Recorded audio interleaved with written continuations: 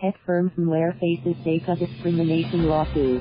San Francisco, a participant in the federal program shielding young immigrants from deportation, is suing a Silicon Valley company, saying she was denied a job she was qualified for despite being authorized to work in the U.S. The case is one of several filed recently against major U.S. corporations that allegedly refuse to employ people enrolled in the federal program known as Deferred Action for Childhood Arrivals, or DACA. It allows immigrants brought illegally to the U.S. as children to remain in the country. On Tuesday, the Mexican-American Legal Defense and Education Fund sued VMware in federal court in California, saying the software company violated the Civil Rights Act when it denied Sandy Vasquez a job.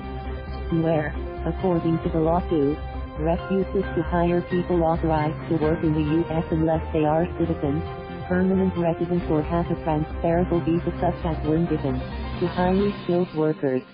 Vasquez and others enrolled in DACA, as well as other immigrants such as those with temporary protected status, do not fall into these categories. Palo Alto, California-based VMware says that while it does not comment on active lawsuits, it hires and continues to employ DACA recipients.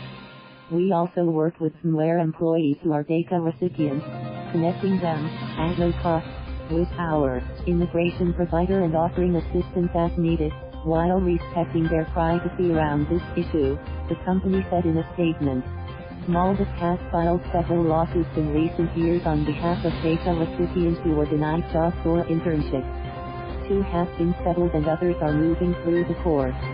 Last year, a U.S. federal judge in Miami refused to dismiss a lawsuit filed by David Rodriguez against Proctor and Gamble Co. Rodriguez's application to work for the company was rejected because its policy states that workers should be legally authorized to work with no restraints in the type, duration, or location of employment, according to court documents. Saying that it's hard to conclude that the exclusions were a mere oversight. In many cases these are long-standing policies, he said. If it's not discriminatory, then it is just kind of lazy. They adopt policies and they don't change them when the law changes. Vasquez, according to court documents, was told by a recruiter for VMware last January that she would be a great fit for a technical support engineer position at the company. A few days later, the lawsuit says the recruiter abruptly terminated the interview after Vasquez disclosed that she is not a U.S. citizen, though she has work authorization in the U.S. through DACA. According to the lawsuit, she was told all applicants must be either U.S. citizens or permanent residents.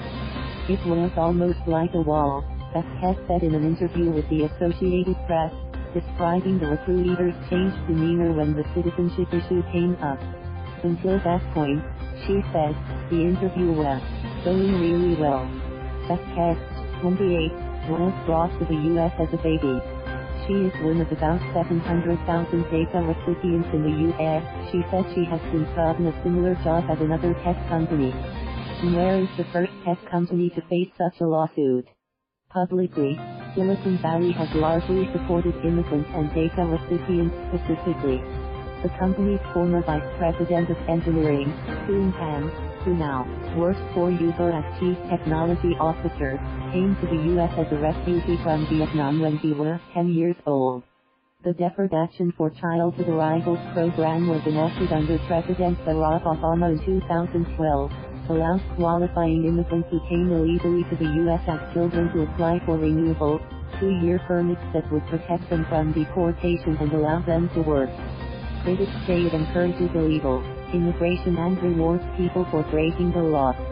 Thank you for watching. Please subscribe.